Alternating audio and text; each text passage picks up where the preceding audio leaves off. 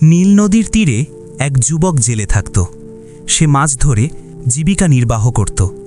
নীল নদীর তীরেই এক উঁচু পাথরের ওপর তার একটি ছোট্ট কুঁড়ে ঘর ছিল। জেলেটি খুব ভালো এবং ধৈর্যশীল ছিল, কিন্তু তার স্ত্রী নেফটরি খুবই লোভী এবং ঝগড়ুটে ছিল। পৃথিবীতে অনেক মানুষের স্বভাব এমনই হয় যে তাদের আজকের অবস্থানে সন্তুষ্টি থাকে না। তাদের জীবন কাঁদতে চিৎকার করতেই কেটে যায়। নেফটরির অভ্যাসও ঠিক এমনটাই ছিল। বেচারা যুবক জেলে সারাদিন মিশরের প্রখর রোদে নীল নদীর তীরে মাছ ধরত এবং সন্ধ্যায় যখন মাছে ভর্তি ঝুড়ি নিয়ে বাড়ি ফিরত, তখন নেফটরি তার বোঝা নামাতে ও জাল শুকোতে সাহায্য করার বদলে তাকে কটু কথা শোনাত। ওহো, সারাদিন ঘুরে এসেছ, আমি তো ঘরের কাজ করতে করতে ক্লান্ত হয়ে গেলাম, আর তুমি তো সারাদিন নীল নদীর তীরে বসে গান গাইতে থাকো। সারাদিনে মাত্র এই কটা মাছ ধরেছ, মনে হচ্ছে তুমি জাল ফেলতেই জানো না। বেচারা জেলে তার স্ত্রীর বাজে কথা শুনতে অভ্যস্ত হয়ে গিয়েছিল। সে তার কথা উপেক্ষা করে খাবার খেয়ে দেবতাদের ধন্যবাদ দিত এবং ঘুমিয়ে পড়ত। একদিন এমন হলো যে সে নীল নদীতে মাছ ধরার জন্য জাল ফেলল, কিন্তু কাকতালীয়ভাবে কোনো মাছই জালে এলো না। হতাশ হয়ে যখন সে জাল গোটাতে শুরু করল, তখন তার কাছে জালটা কিছুটা ভারী মনে হলো, কিন্তু তাতে কোনো মাছ দেখা যাচ্ছিল না। পুরো জাল টেনে তোলার পর যখন সে সেটি খুলল, তখন তার ভেতর থেকে একটি মিষ্টি ও সুন্দর সোনালি জলপরি বেরিয়ে এলো। যুবক জেলে তাকে তুলে নিল এবং তার পিঠে হাত বোলাতে লাগল। কিছুক্ষণ পর সেই সোনালি জলপরি জান ফিরে পেয়ে বলল, যুবক বন্ধু, তুমি আমাকে ছেড়ে দাও, আমি নীল নদীর রাজকুমারী। যদি তুমি আমার প্রতি দয়া করে আমাকে ছেড়ে দাও, তবে তুমি আমার কাছে যা চাইবে আমি তোমাকে তাই দেব, তোমার সব দারিদ্র্য দূর করে দেব। যুবক জেলের ছোট সোনালি জলপরীর ওপর দয়া হলো এবং সে নীল নদীতে ছেড়ে দিল। সোনালি জলপরী ঢেউয়ের ওপর খেলতে খেলতে তার মহলে ফিরে এলো। সেখানে তার সখীরা এবং দাসীরা ভয় পেয়ে তার পথের দিকে তাকিয়েছিল। রাজকুমারী নিরাপদে ফিরে আসায় মহলে খুব ধুমধাম করে উৎসব পালিত হলো। সব সখীরা একসাথে মিলে প্রচুর গান গাইল এবং ঝুমুর বেঁধে হাসি ঠাট্টা করতে করতে খুব নাচল। এদিকে সন্ধ্যায় যখন যুবক জেলে খালি হাতে বাড়ি ফিরল, তখন তার স্ত্রী তাকে অনেক কটু কথা বলল। যখন তার রাগ কমে গেল, তখন জেলে তাকে সোনালি জলপরীর কথা বলল। নেফটরি সেই সময় কাঠের একটি ভাঙা পাত্রে কাপড় ধুচ্ছিল। সে বিরক্ত হয়ে বলল, ওহো, এসব বাজে কথা আমি তখনই মানব যখন তুমি কাঠের একটি নতুন পাত্র তার কাছে চেয়ে নিয়ে আসবে। তারপর দেখো সোনালি জলপরী তোমার কথা কতটা শোনে। পরের দিন জেলে নীল নদীর তীরে গিয়ে ডাকল, হে সোনালি জলপরী, তুমি কোথায়? একটু আমার কথা শুনে যাও। জেলের এতটুকু বলার অপেক্ষা ছিল। দয়ালু সোনালি জলপরী ঢেউয়ের মাঝে খেলতে খেলতে দ্রুত সেখানে পৌঁছল। তাকে দেখে জেলে 3 বার তার সামনে মাটি ছুঁয়ে প্রণাম করল এবং বলল, হে নীল নদীর রাজকুমারী, আমার স্ত্রীর কাঠের একটি ভালো পাত্র চাই, তার ইচ্ছা পূরণ হবে। এই বলে সোনালি জলপরী উধাও হয়ে গেল। বাড়ি এসে জেলে দেখল যে পুরনো পাত্রের জায়গায় সেগুন কাঠের একটি চমৎকার নতুন পাত্র রাখা আছে। জেলে সোনালি জলপরীকে বারবার ধন্যবাদ জানালো, কিন্তু সেই অসন্তুষ্ট নেফটরি তাতে খুশি হলো না। সে ঘৃণা ভরে বলল, কাঠের পাত্র এমন কি বড় জিনিস যার জন্য তুমি 10 বার ধন্যবাদ করছো?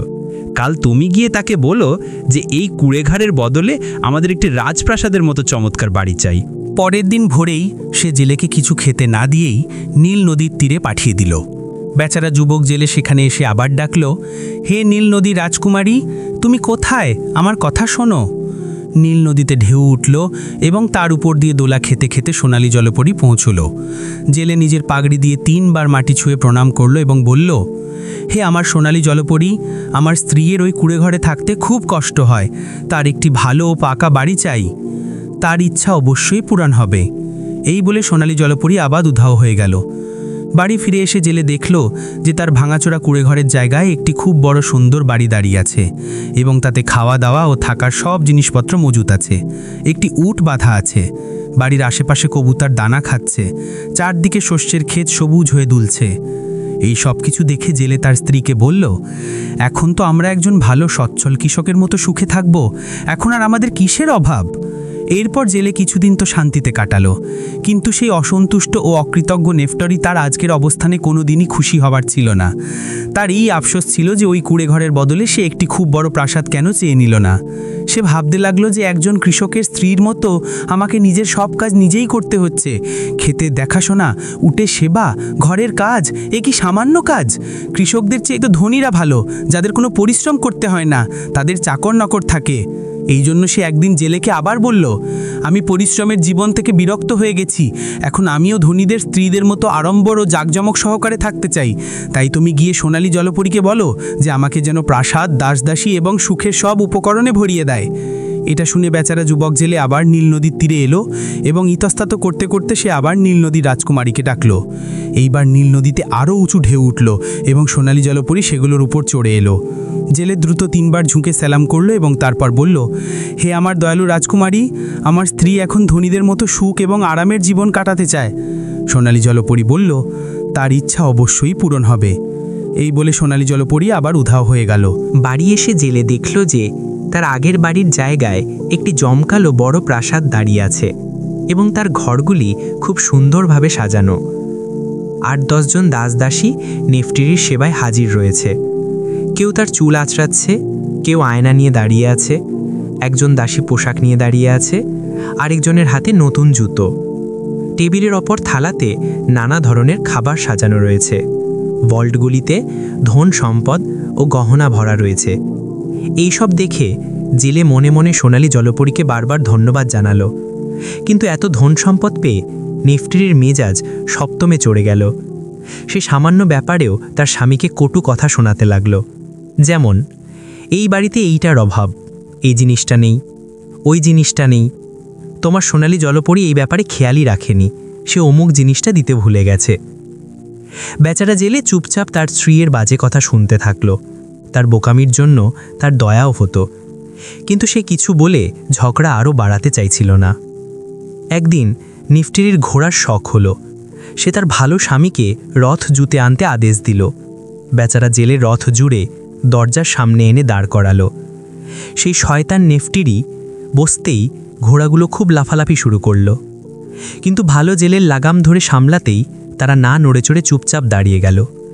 নেফটিরি আদেশ দিলে জেলে রথ চালিয়ে দিল। দূর পর্যন্ত ঘুরে যখন নেফটিরি বাড়ি ফিরে এলো, তখন জেলের ওপর আরও রেগে গেল এবং বলতে লাগলো, আমি রথে চড়ে ঘোড়া পছন্দ করি না, কারণ রাস্তায় ধুলো ওড়ে এবং যেভাবে লোকেরা রানীর সামনে ঝুঁকে সেলাম করে সেভাবে লোকেরা আমার সামনে ঝোঁকে না। আমি এমন বাজে জীবন পছন্দ করি না। তুমি কালই গিয়ে তোমার সোনালী জলপরীকে বলবে যে সে যেন আমাকে মহারানী বানিয়ে দেয়। বেচারা জেলে তার স্ত্রীর জেদে অতিষ্ঠ হয়ে গিয়েছিল। সে সোনালী জলপরীকে বিরক্ত করতে চাইছিল না, কিন্তু স্ত্রীর কথা না মানলেও আবার না গেলেও জেলের রেহাই ছিল না। সে জানত যে জলপরীর কাছে কিছু না চেয়ে ফিরে এলে নেফটির তাকে ঘরে ঢুকতে দেবে না। সে ভালো করে ভেবেচিন্তে আবার ডাকল, হে আমার সোনালী রাজকুমারী, দয়া করে আমার কথা শোনো। এইবার নীল নদীতে অনেক উঁচু উঁচু ঢেউ উঠল। শেষমেশ একটি উঁচু ঢেউয়ের ওপর চড়ে সোনালী জলপরী এলো এবং জিজ্ঞেস করল, এখন তোমার স্ত্রীর আর কি চাই? জেলে ভয়ে ভয়ে তার লোভী স্ত্রীর ইচ্ছা জানিয়ে দিল। সোনালী জলপরী বলল, যাও, স্ত্রীর এই ইচ্ছাও অবশ্যই পূরণ হবে। এই বলে সোনালী জলপরী আবার অদৃশ্য হয়ে গেল। বাড়ি এসে জেলে দেখল যে প্রাসাদের জায়গায় একটি রাজমহল দাঁড়িয়ে আছে এবং তার চারদিকে উঁচু প্রাচীর। প্রাচীরের পাশাপাশি গভীর খাত খোঁড়া রয়েছে এবং সেই দুর্গে রাজমহলের সবচেয়ে সুন্দর অংশে নেফটির অসংখ্য দাসদাসীতে ঘেরা অবস্থায় বসে আছে। মাথায় মুকুট পরা রয়েছে। রাজকীয় পোশাক ও মুকুট পরে সে অত্যন্ত জাঁকজমকের সাথে সিংহাসনে বসে আছে। প্রতিটি দরজায় বর্ষা হাতে সিপাহীরা প্রহরারত অবস্থায় দাঁড়িয়ে আছে। জেলে সেখানে গিয়ে শ্রদ্ধার সাথে মহারানীকে ঝুঁকে সেলাম করল। এখন নেফটির মাথা এত ঘুরে গিয়েছিল যে তার যে ভালো স্বামীর দৌলাতে সে আজ মহারানী হওয়ার সম্মান লাভ করেছিল তাকে নিজের সামনে দেখে সে বিগড়ে গেল। সে তার প্রহরীকে বলল, এই ভিখারিকে ধাক্কা মেরে রাজমহল থেকে বার করে দাও।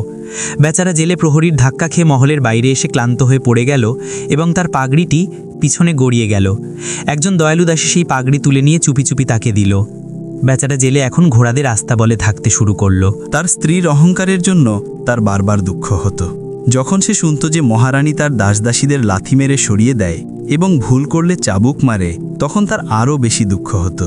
একদিন রাতে নীল নদীতে খুব বড় একটি ঝড় এলো। মহারানী তখন ঘুমাতে যাচ্ছিল। তার নীল নদীর গর্জন মোটেই ভালো লাগলো না। কিছুক্ষণ সে তার মহলের জানালা দিয়ে নীল নদীর সেই উত্তালতা দেখতে থাকলো। তারপর তার মনে এলো যে যদি আমি নীল নদীর রানী হয়ে যাই তাহলে নীল নদীকেও আমার আদেশ মানতে হবে। তাহলে সে আর এভাবে আমার সামনে গর্জন করবে না। নীল নদীর রানী হয়ে যাওয়ার পর আমার আদেশ সোনালী জলপরীর ওপরেও চলবে। আমার চেয়ে বড় আর কে হতে পারে এই দুনিয়াতে। ব্যাস, পরের দিনই নেফটরি তার সিপাহীদের আদেশ দিল যে যুবক জেলেকে হাজির করো। তার বলার অপেক্ষা ছিল। নির্মম জল্লাদের মতো সিপাহীরা বেচারা জেলেকে খালি মাথায় ও খালি পায়ে টেনে ইচড়ে তার সামনে এনে দাঁড় করিয়ে দিল। সেই নেক দিল জেলে তার আস্থা বলেই খুশি ছিল, কারণ সেখানে সে শান্তিতে থাকত। তার বোধগম্য হচ্ছিল না যে এখন মহারানীর আর কিসের অভাব অনুভব হলো। দুনিয়ার আর কোন এমন জিনিস আছে যা তার নাগালের বাইরে। সে অবাক হচ্ছিল যে এখন মহারানী হয়েও তার কোন ইচ্ছা বাকি রইল। মহারানী জেলেকে ঝাঁকুনি দিয়ে বলল, যাও নীল নদীর তীরে যাও এবং সোনালী জলপরীকে আদেশ দাও যে আমার মহারানী নীল নদীর উপরেও রাজত্ব করতে চায় এবং তার ইচ্ছা যে তুমিও তোমার সখী সাহেবদের সঙ্গে তার সেবায় হাজির হও। জেলেকে অবাক হয়ে তার দিকে তাকাতে দেখে মহারানী দ্রুত বলে উঠল, যাও, কি দেখছ? এই মুহূর্তে যাও, আমার আদেশ, তোমাকে যেতেই হবে। বেচারা জেলে দুঃখী ও বিষণ্ণ মন নিয়ে নীল নদীর তীরে এলো। সেই সময় আকাশে মেঘ ছেয়েছিল, বিদ্যুৎ চমকাচ্ছিল। জেলে ভয়ে ভয়ে যেই সোনালী জলপরীকে ডাকল, নীল নদীতে প্রচণ্ড ঝড় শুরু হয়ে গেল। ঢেউগুলো নদীর উপরিভাগকে ওলটপালট করে দিল। মুষলধারায় জল পড়তে লাগলো। জেলে সেই ঝড় তুফানের মধ্যে দাঁড়িয়ে ভিজছিল। কিছুক্ষণ পর ভয়ঙ্কর বজ্রপাতের সাথে একটি উঁচু ঢেউ এলো এবং তার উপর সোনালী রাজকুমারী সিংহাসন সমেত জাঁকজমকের সাথে জিজ্ঞেস করল, যুবক বন্ধু, এখন মহারানী হওয়ার পরেও কি তোমার স্ত্রীর কোনো ইচ্ছা বাকি আছে? জেলে মাটিতে 3 বার ঝুঁকে সালাম করল এবং ভয় পেতে পেতে তার স্ত্রীর অহংকারপূর্ণ ইচ্ছা বলে শোনালো।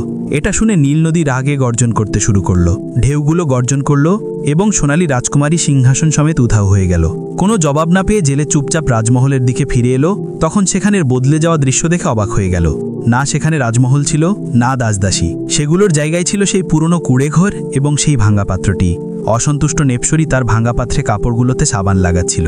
এটা দেখে যুবক জেলে একজন দার্শনিকের মতো বলল, অসন্তুষ্ট মানুষ পৃথিবীতে কখনোই সুখ পায় না।